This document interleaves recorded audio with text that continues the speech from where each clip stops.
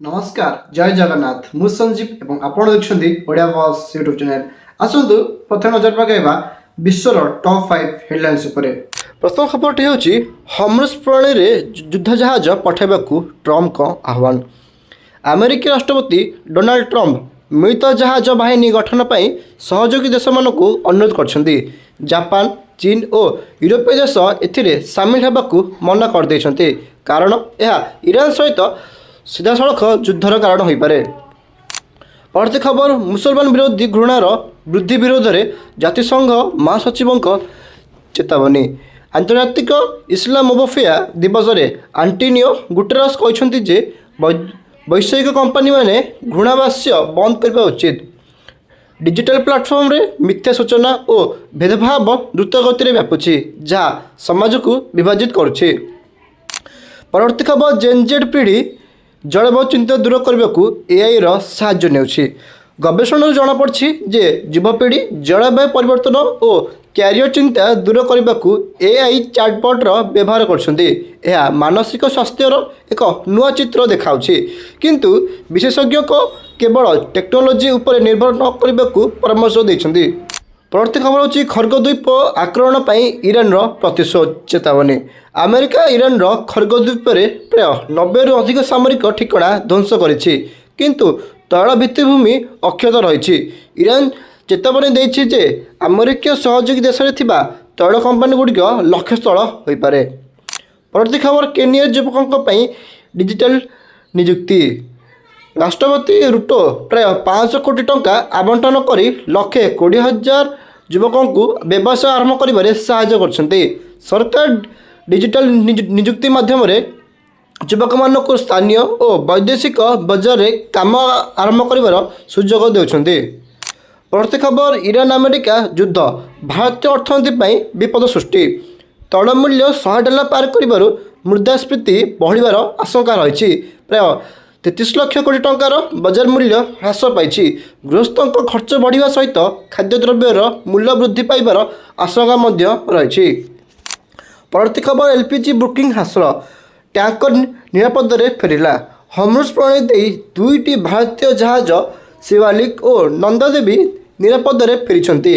Gas संकटर आशंका panic booking प्राय 88.8 लाख रु 77 लाख को खसी। घरोई रोषे गैस उपलब्धता स्वाभाविक रही सरकार आश्वासन देते। परवर्ती खबर मणिपुर जन निर्यातना पीड़िता को न्याय मिलला नहीं। 2023 मणिपुर हिंसा जौन निर्यातना शिकार होइथिबा 20 वर्षीय युवती मृत्यु घटी। 2 वर्षरु अधिक समय पर कौनसी अभियुक्त चिन्हट होई नहीं। यह न्याय व्यवस्थार विफलता को दर्शाउछि। परवर्ती खबर सुमन गिल और स्मृति मंधाना बीसीसीआई सम्मान पाइले। सुमन गिल इंग्लैंड विपक्ष होइतिबा टेस्ट रे 754 रन कर विश्वर सर्वश्रेष्ठ क्रिकेटर पुरस्कार पाइछन्ति। ठीक सेहीपरि स्मृति मंधाना कैलेंडर वर्ष रे 1000 ओडीआई रन करिबारे प्रथम भारतीय महिला होइछन्ति। परवर्ती खबर पुलिस मुख्य नियुक्ति पाई यूपीएससी अनुमोदन बाध्यतामूलक। सर्वोच्च न्यायालय निर्देश देइछन्ति जे राज्य रे डीजीपी नियुक्ति पाई यूपीएससी पाखक प्रस्ताव पठाइबे। यह पुलिस प्रशासन में स्वच्छता आनिबो एवं योग्य अधिकारी नियुक्ति सुनिश्चित करिबो। परवर्ती खबर कटक अग्निकांड। एससीबी मेडिकल रे 10 मृत। कटक स्थित SCB medical college trauma care centre रे भयावह अग्निकांड रे 10 जन मृत्यु घटी। यह घटना सरकारी डाक्तरखानार निरापत्ता व्यवस्था उपर प्रश्न उठाई। आपण नियमित जाउथिबा डाक्तरखानार अग्नि निरापत्ता व्यवस्था जांच करने जरूरी। परवर्ती खबर राज्यसभा निर्वाचन पूर्व विधायकों को पारादीप नेला बीजेपी। राज्यसभा निर्वाचन में दलबदल को रोकने बीजेपी निजर समस्त विधायकों को पारादीप रिजोर्ट को स्थानांतरण करिछि। यह राजनीति में दलीय अनुशासन और निर्वाचन गणितर एक उदाहरण। आगामी निर्वाचन पूर्व दलीय शक्ति आकलन करिबारे यह सहायक। परवर्ती खबर बीजेपी सामल और कुमार विजयी। दिलीप राय को मध्य सफलता। बीपीएल प्रार्थी मनमोहन सामल और सुजीत कुमार राज्यसभा निर्वाचन में ବିଜୟୀ ହୋଇଥିବା ବେଳେ ସ୍ୱାଧୀନ ପ୍ରାର୍ଥୀ ଦିଲ୍ଲୀପ ରାୟ ମଧ୍ୟ ବିଜୟ ଲାଭ କରିଛନ୍ତି। ଏହି ସଫଳତା ଆସନ୍ତା ବର୍ଷଗୁଡ଼ିକ ପାଇଁ ଓଡ଼ିଶାର ସାଂସଦୀୟ ପ୍ରତିନିଧିତ୍ୱକୁ ପ୍ରଭାବିତ କରିବ। ପରବର୍ତ୍ତୀ ଖବର, କ୍ରସ୍ ଭୋଟିଂରେ ବିଜେଡି ଓ କଂଗ୍ରେସକୁ ଝଟକା।